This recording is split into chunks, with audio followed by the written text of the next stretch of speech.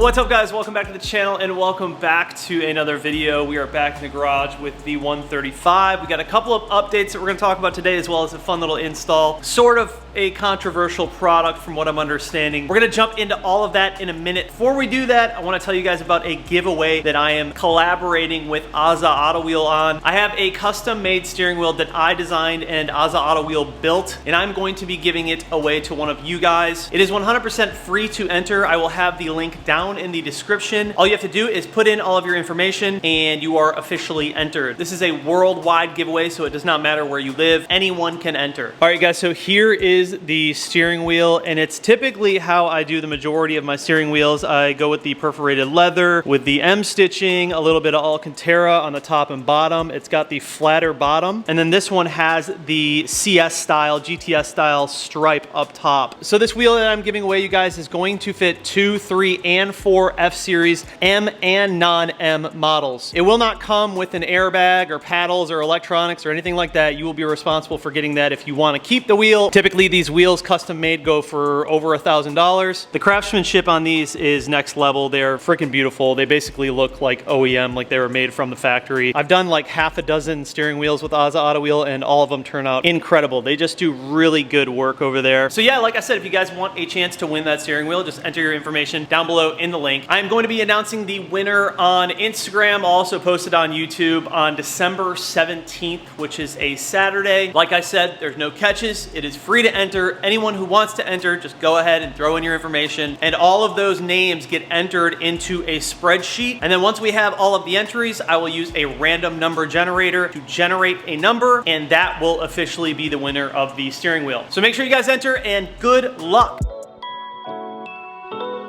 All right, so moving along with the N54 135 little project that we have going on, I've got quite a few updates for you guys. I haven't worked on the car all week because I've just been so busy handling other things with the business and life. But a couple of things that I want to show you guys. So for the reflex there, the brain that's going to be controlling all of our port injection, I was originally going to hook up reflex and just run the port injection off of my Walbro 450 low pressure fuel pump that I have in the car right now. And I was basically going to just let the reflex and my tuner decide how much fuel was going to hit the port injection and how much fuel was going to hit the direct injection. So that's one advantage about running port injection and running it with reflex, is you can run it off of your single low pressure fuel pump, and then with reflex and tuning you can decide what percentage of that fuel you want to go to your port and what percentage goes to direct injection and at what boost and all of that. After further consideration and more researching, I have since decided that I'm going to run 2 low pressure fuel pumps. I actually have another Walbro 450 right here. And so basically what's going to happen is that new fuel pump right over there is going to be solely controlling the port injection. And then my other Walbro 450 fuel pump is going to be controlling the direct injection. So we'll have 2 separate low pressure fuel pumps, one handling direct injection, one handling the port injection. I think in the long run that makes the most sense. And I already had this Walbro 450 sitting around, so I figured why not. In addition to that, I grabbed this harness from the guys over at CES. This allows me to tap into the analyzer, the ethanol analyzer, and then also I got this harness, which I believe they call it a breakaway harness or a pack out harness, something like that. This is for MHD, so this is going to allow Reflex to communicate with MHD. In addition to that, I have a few badges here. I really haven't decided which ones I'm going to run on this car yet. I am going to have my guys black out the edge on this one, kind of like we did on this one. It's either going to be this one or this one. Honestly, I can't decide. I think both look really good. I did have some people when I posted this one on Instagram that got pretty upset, considering this is the 50th anniversary badge. They said it was like sacrilegious to put this on a car that was not a 50th anniversary car. But at the end of the day, I'm just going to go with whichever one I think looks better, looks cleaner on the car, and more than likely it will be this one. But I did want to grab one of these just because I think they're cool to have regardless, even if I don't use it on the car. The next topic of discussion is going to be our Precision Raceworks coil pack upgrade. Now, before everyone starts freaking out and telling me that I need to be running the B58 coil packs, when I posted the Precision Racework coil packs on Instagram, I also had a lot of people DMing me like, oh my God, you took a fat L because you didn't get B58 coil packs. I actually already have a set of B58 coil packs from my spare B58 motor that I have. But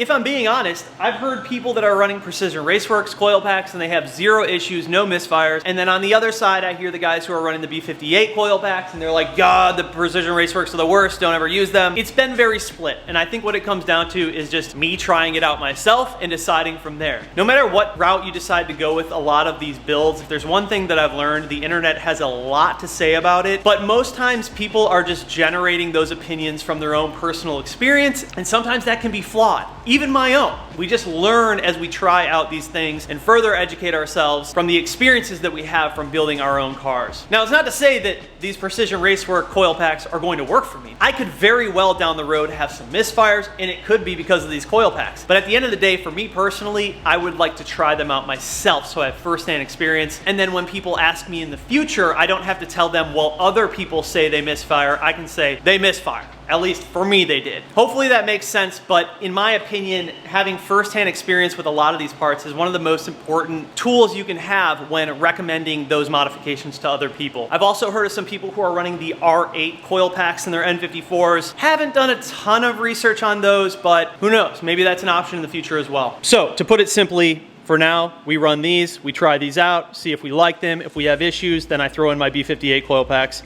and we call it a day. Nonetheless, I did originally order the BMP bracket, and I was going to try and make that work on my intake manifold setup using these mounts on the manifold itself. Unfortunately, they do not have a bracket that I guess is out yet for the version 2 dock race, because the version 1 had the port on the underside. Well, now the version 2 has it on top. So you really kind of run out of clearance when it comes to what is going to hit cowl, what is going to hit hood, and the coil packs sit pretty high up. So after some consideration, I just called the guys at Precision Raceworks and I said, hey man, just send me out the OEM location. So these are going to be mounted on the opposite side now of the valve cover rather than putting them over here by the port injection on the manifold. One other little update, you're going to notice that I do not have a fuel line back here leading into my port injection rail. I was having constant issues with fuel leaks, and basically that new fuel line that feeds into the port from the fuel line down below, one of the fittings on there just seemed to constantly leak. It wasn't one of the AN fittings, but it was actually on the underside of the actual fuel line itself. It was very strange.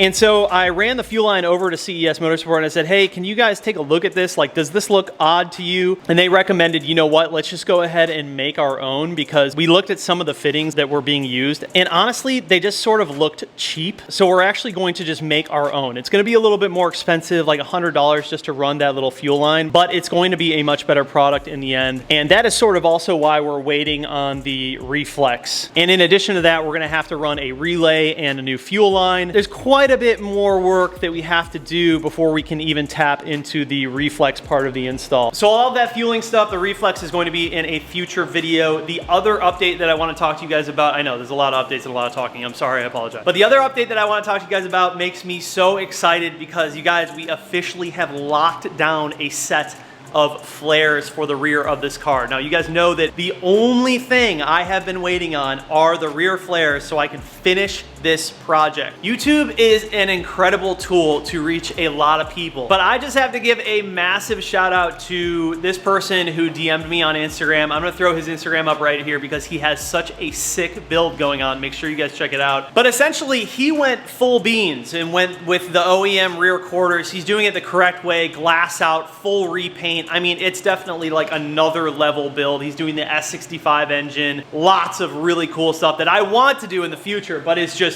a very pricey project to go that route. But the awesome thing is he saw my last video where I said, you know, I don't know when these flares are gonna come. Jay Meadows, zero communication. It's been over 3 months. I have a lot of people who actually DM me and they're like, hey dude, I ordered flares too. I haven't heard anything in 4 months. This is just one of those things, like when you order them, it's just kind of throwing the money into space and hoping that you get something back because he's like the only person that makes them. Nonetheless, this dude on Instagram reached out to me and had a set that he didn't install because he went with the OEM rear quarters. And so I actually bought the set off of him so I can have them immediately. They're already shipped. They're coming from Australia, so they'll be here in about 8 to 10 days. But that means that we can finally get into cutting the rear arches and doing the rear bodywork. I know we had talked about doing the real OEM rear quarters on this car. It's just not feasible at this time. If I want to do it down the road, we can still do it. It is still an option. You're gonna have to cut the entire rear quarter off anyways, so it doesn't really matter. So that is super exciting. That means that this project is going to be moving along. I know that this is sort of like a split decision, but I finally found a set of OEM headlights. They should be here in the next couple of days, and then we can start putting this front end back together. Basically, I'm waiting to reassemble this car until I have the headlights, because what's the point in putting the bumper back on if you're gonna swap out the headlights anyways? Really do like these headlights. These are cool, definitely a great aftermarket option, but I just feel like the OEM ones are gonna fit this build so much better. So I actually did not buy them new. I found them used, which is saving me about $1,200. But from what I can tell, the ones that I found look like they're in pretty good condition. And if anything, they would just need like a light polishing on the lens and we should be in good shape. Whew, okay, that's a lot of information, I know. But I had to update you guys. I kind of keep you guys in the loop constantly when I'm doing this. All right, so let's go ahead and throw in the Precision Racework coil packs. So basically it is going to be mounting on this side over here, and we're going to be obviously removing a lot of this wiring. These are pretty easy to take out. You can just pop them up like that and then either use a tool or your finger and just pull up and the whole thing will pop right out. And some additional plugs as well as a harness that you need to remove.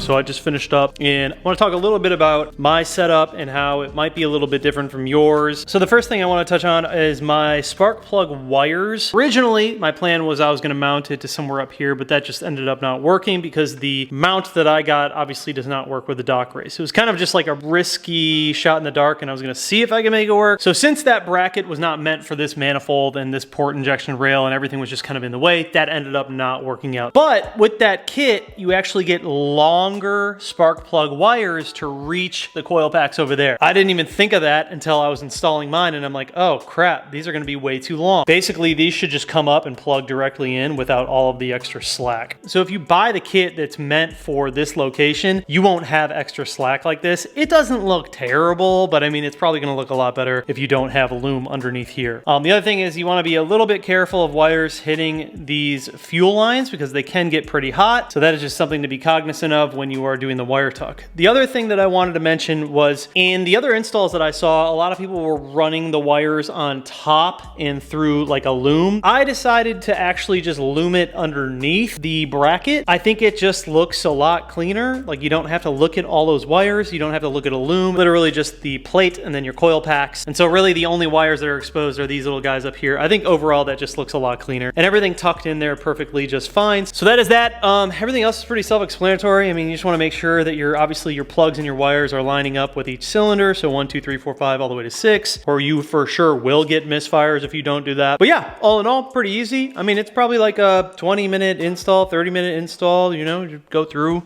Take your time with it and pop everything in. I wish these would stay connected to the top so you didn't have to see like the wires sticking out. I tried to make them stay up there, but the solution. I had some tiny little black zip ties and I just used those to hold the wires up. I think it looks really good. And the thing about these coil packs, you know, I just see so many mixed reviews about them. I know people personally that are running them that aren't having any issues. But then again, at the same time, you know, I've also heard a lot of people who are running into issues. So we're really just gonna have to figure it out. And if we have issues, if we're getting misfires, worst comes to worst, we're just gonna go to the B58 coils that I already have. But I figured this would be a fun little DIY to at least show you guys how to do it. You know, I wish I could have been able to mount it over here off of these areas, but the original bracket just wasn't going to work. I mean, this isn't made for this manifold, so it's not like it's their fault that it wouldn't work. I'm the idiot here. I just took a shot in the dark. But it would have mounted like that, and then your wires would have ran over like that. I don't know though. Actually, like looking at it now and thinking about that with wires running over the top, I think this looks a lot cleaner because now all you have are these fuel lines going across, and it's kind of just simplified, you know? As far as like flashing or retuning, honestly, all of that is going to be left up to my tuner, Chris. So when I add in that second Walbro 450 low pressure fuel pump, after we throw in the reflex, there are so many things that have changed since my original tune on this car. We're gonna have to reflash it anyways. So I'll just let Chris know all of the stuff that I added. I'll get a new file and we will go from there, and then we'll start data logging and tuning that way. But yeah, I think that turned out really good. Now for the rest of the day, I've got to put the majority of this car back together. Probably in the next 2 or 3 videos, we're gonna have the flares and we're gonna start just cutting into this bad girl and making it happen, man. It's gonna be a lot of work. I do have a friend of mine who has body shop experience, so he's gonna come over and help me. And he also has some tools, which I need. So it should be a really fun process. And I'll be honest, man, I'm not really scared. I'm just excited to get into it and learn some new stuff. I did receive, obviously, my side markers, but we won't worry about any of that stuff until we go to paint. But at the end of the day, you know, I firmly believe in just trying stuff out for myself. And even if it is a massive failure, it's good knowledge for me to have for in the future when I need to recommend certain things to certain people. And of course, you know, I'll let you guys know what my experience is with these. I think they look really good so far. I think they look really clean in the engine bay. You can also get them in blue, but you know, I thought that looked a little weird in my car. I think the black suits this setup very nicely.